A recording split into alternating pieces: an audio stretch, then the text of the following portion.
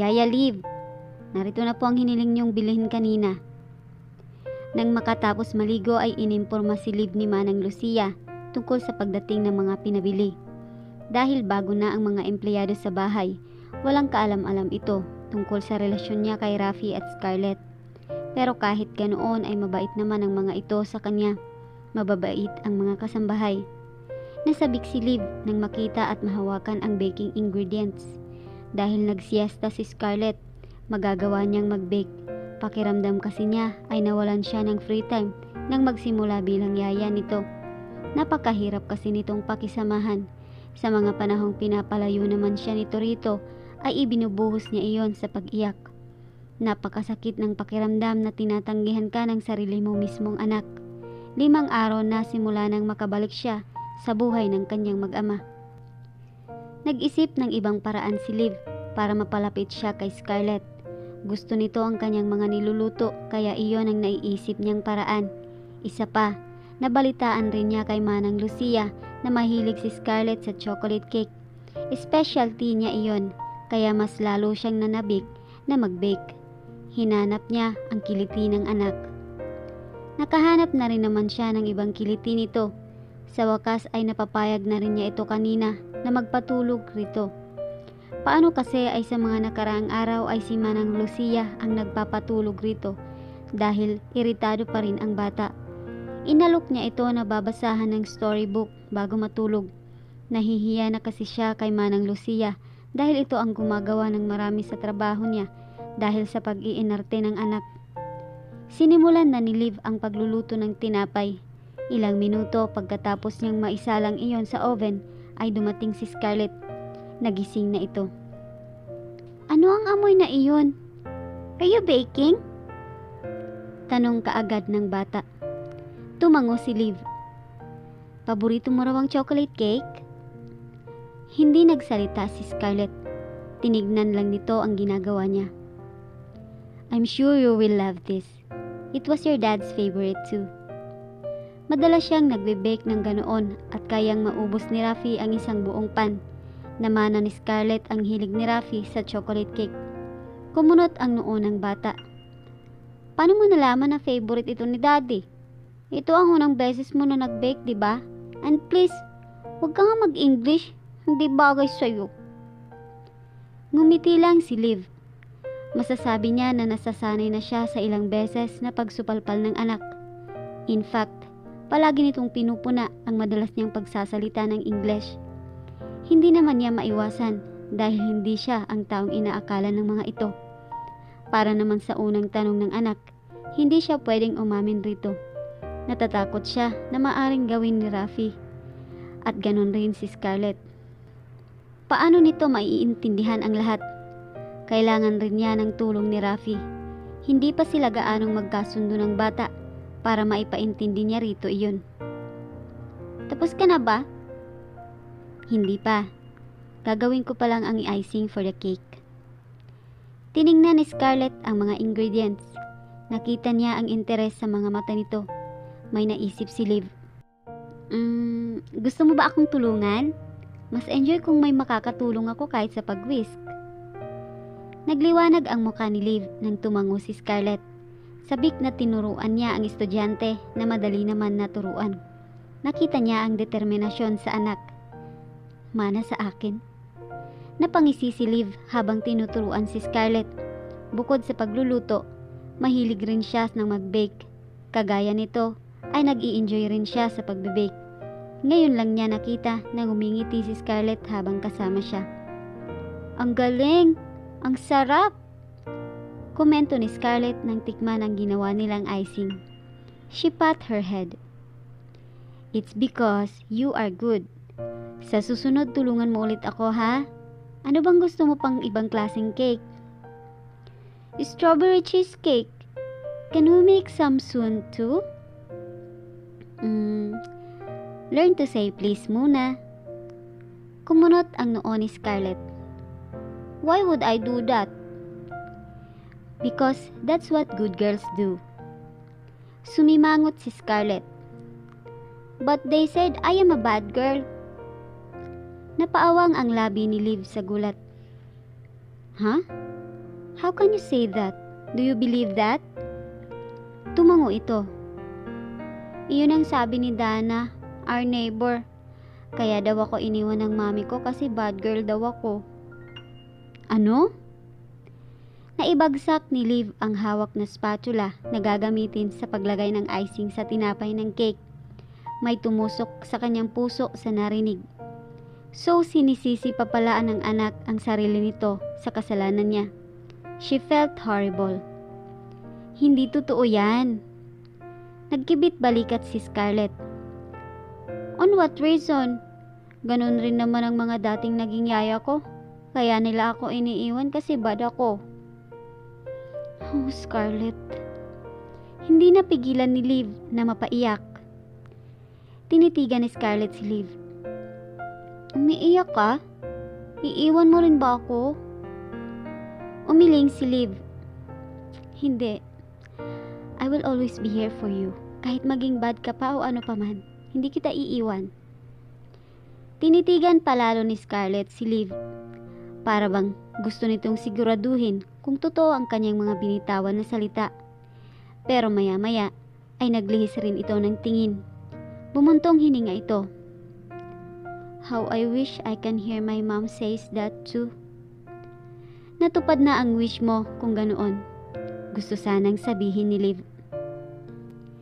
For sure, may magandang dahilan ng mami mo kung bakit kanya iniwan. Lahat ng ina ay mahal ang kanilang mga anak. Hindi nagsalita si Scarlett. Nangako sa isip si Liv na tutuparin ang sinabi sa anak. Kailangan niya talagang bumawi rito. Ganoon rin kay Rafi. Nasaktan niya ang mga ito sa hindi gustong paraan. Nahiling ni Liv na makisama rin sa kanya ang sitwasyon. Please make this remission a success. Wow, ang good girl naman yan. Puri ni Liv kay Scarlett nang matagumpay na matapos niyang ayusan ang buhok nito. Hindi nito iyon gusto at nahirapan na naman siya na pilitin ito. Pero nagbunga naman ang kanyang paghihirap. Napakaganda ng ngiti niya nang makita ang magandang ayos ng anak. Kumibot-kibot ang labi ng bata. Ganoon palagi ang reaksyon nito kapag pinupuri niya. Nagbabaka sakali siya na maging mabait ito kapag sinasabihan ng good girl. Hindi pa man natutupad ay nakakaramdam naman siya ng pagbabago. Pinapayagan na siya nito na magpatulog rito basta babasahan niya ng storybook. Napapabake na rin siya madalas dahil alam niya na nag-e-enjoy ito. Interesado talaga ito sa baking. Minsan rin ay hiniling nito na cooking naman ang isunod nila. Tumingin sa relo si Liv. Sigurado ka ba na uuwi ang daddy mo ng alas 7? Lagpas alas 7 na ang ng umaga. Handa na sila Scarlett at Liv. Nasabihan na rin niya ang driver. Linggo ngayon at sinabihan niya ang bata na kailangan nila na magsimba. Gusto niyang turuan pa ng mabubuting asal ang anak. Umaayaw ito at sinusupalpal pa siya madalas. Pero ginamit niya ang talent na hindi niya akalain na meron pala siya. Ang pamimilit. Dahil late na umuwi si Rafi, hindi niya nasabihan ito. Pero sinabihan niya si Scarlett at ni Manang Lucia na nagja-jogging raw ito tuwing linggo ng umaga. Madalas ay bumabalik ito kapag alas 7. Bago nakasagot si Scarlett ay bumukas ang pinto. Pumasok ang basa ng pawis pero nangingintab naman na biceps na si Rafi. Napansin niya kaagad iyon dahil nakasando at jogging pants lamang ang lalaki. Bahagya pang napanganga si Liv sa nakitang kagandahan ng katawan nito. Nilapitan ni Rafi si Scarlett. Ang ganda naman ng baby ko na yan. Saan ang punta? Sa church. Sagot ng bata. Tumingin ito sa kanya. She said it was Sunday, we should go to church. Binigyan ng tingin ni Rafi si Liv. Bakit hindi mo ko sinabihan? Hindi kaagad nakapagsalita si Liv. Pinangungunahan siya ng mga daga sa kanyang dibdib. Napalunok rin siya dahil parang biglang uminit at natuyo ang kanyang lalamunan. Napakahat tignan ni Rafi sa ayos. Kung gwapo ito noon, ay naging mas gwapo ito sa pagdaan ng panahon. Kung ano-ano tuloy ang pumasok sa isip ni Liv. Magagawa pa ba niya muling makulong sa bisig nito? Mahahawakan pa ba niya ang matitipunong biceps nito at higit sa lahat, mararamdaman ba muli niya ang nakakatunaw na pakiramdam kapag nahahalikan siya nito? She still wanted him. Hindi naman talaga iyon nawala kaya hindi na siya nagtataka na maramdaman niya muli ang mga damdamin na iyon sa lalaki. Pero sa ngayon, kailangan muna niyang itago sa sarili ang nararamdaman. Late ka na kasing dumating kagabi, pero inaabangan ka na talaga namin. Makakahabol pa naman siguro tayo sa mesa. Tumango si Rafi. Nagpaalam ito na mag-aayos ng sarili. Mabilis lamang na nakapagbihis ang lalaki, kaya parang hindi nag-effort. Pero napakagwapo pa rin ito. Lalo pang tumaba ang puso niya nang hindi siya nito sinita at kahit si Scarlett nang tumabi siya sa mga ito habang nagsisimba. Pakiramdam niya ay para silang pamilya. Hindi kasi sumama ang driver at bodyguard sa tabi nila. Napakarami ng dapat ipagpasalamat ni Liv, kaya tama lamang talaga na magsimba siya. Nagkaroon siya ng panibagong pagkakataon sa kanyang pamilya. Hindi man sa magandang posisyon, pero nakakasama niya. She felt blessed. Nagkaroon siya ng bagong pagkakataon para mabuhay. Hinawakan niya ang kamay ni Scarlett ng mag-ama namin. Hindi siya nito sinita o ano paman. Payapa ang loob ni Liv hanggang dumating sa parte ng Peace Be With You. Hinalikan niya si Scarlett at ganoon rin naman si Rafi rito. Kaya lang ay nagulat siya na pati si Rafi ay hinalikan rin siya. Namula yata ang buong pagkatao ni Liv sa kilig. Oo, napakaliit ng bagay at normal lang naman na mag-kiss kapag nagsasalita ng Peace Be With You. Pero napakalaki ng dating noon kay Liv. Wala silang kahit anong relasyon ngayon ni Rafi, ni hindi nga sila masyadong nag-uusap. Halatang iniiwasan siya nito. Parang ang gusto nitong palabasin ay kaya lang siya pinabalik nito sa buhay nito ay para kay Scarlett. Masisisi ba rin niya si Rafi kung bakit ganoon? Sinaktan niya ito nang abandonahin na lamang niya ito. May mga plano sila sa buhay na tinakasan niya. Isa pa, hindi naman siya nito mahal para pahalagahan pa rin siya pagkatapos. Hindi ito kagaya niya. Pero gustong umasa ni Liv. Alam niya na mali at pwede siyang masaktan. Hindi siya kailanman mamahalin ni Rafi. Tanggap na naman niya iyon. Pero ang maibalik lang sa dati ang sinira niya, magiging higit pa iyon sa sapat. Pinilit ni Rafi na iwasan si Liv. Pero ngayong araw ng linggo ay hindi siya nakaligtas. Nakasama nila ito na magsimba ng anak at nakabanding rin nang magyaya si Scarlett na magmall. Kumain sila, naglaro at nag-shopping rin. For a day, naramdaman ni Rafi na nabuo muli ang pinakaimportanteng bagay sa kanya, ang kanyang pamilya. Nang makauwi ay ganun pa rin ang nararamdaman ni Rafi. It was wrong. Siya ang may gusto na hanggang kasambahay na lamang ang tingin kay Liv. Kailangan rin niyang layuan ito dahil natatakot siya. Pero binago ng araw na iyon ang isip niya. Naging masaya siya. Naramdaman muli niya ang contentment na matagal na niyang hinahanap. Lahat ng mga iyon ay dahil sa pagbalik at pagbukas niya kahit papaano ng pinto kay Liv. Ginugulo si Rafi ng saya na iyon. Natagpuan na lang ni Rafi na naghahanap pa ng ibang saya. Masaya na gugulin ang araw kasama ang kanyang mag-ina. Pero ang gabi ay parang mas gusto niyang gugulin sa ina lamang. Hindi siya makatulog kaya sinubukan niya na pagbigyan ng damdamin. Walang pasabi na binuksan ni Rafi ang kwarto ni Liv. Dahil maliit lang ang kwarto, bumugad na kaagad si Liv kay Rafi. Napasigaw pa ito sa kapanghasan niya. Pero si Rafi ay gusto rin na gayahin ito. Inaasahan niya na masasagot ni Liv ang mga maiinit na damdamin na nararamdaman niya. Pero ikinagulat pa rin niya ang nakitang tagpo. Kasalukuyang nagbibihis ang asawa. Wala itong damit at bra. Namutla si Liv. Tinakpan nito ng damit na isusuot dapat sa ang sarili. Kumatok ka naman. Your fault. You're not locking the door. Kahit na. Akalain ko ba naman na may bastos na papasok na lang basta-basta sa kwarto? Tumaas ang isang kilay ni Rafi. You sound really worried. Hindi mo na kailangan iyon. You know very well na hindi ko na lang naman basta nakita ang mga iyan. I had enough of those. Namula si Liv. Mas lalo pa nitong tinakpan ang sarili. Pero sa ginawa, pakiramdam ni Rafi ay lalo pa siyang nag-init. He doesn't want her to protect those precious. Gusto niyang lumapit rito. Sinimula ng pag-alis ng mga kamay nito sa dibdib. Gusto niyang masorpresa sa kagandahan nito. Kahit ilang beses na niya iyong nakita, it still surprises him the amount of feeling he made her feel whenever he touched her. Heck, even just see her. But not really that enough.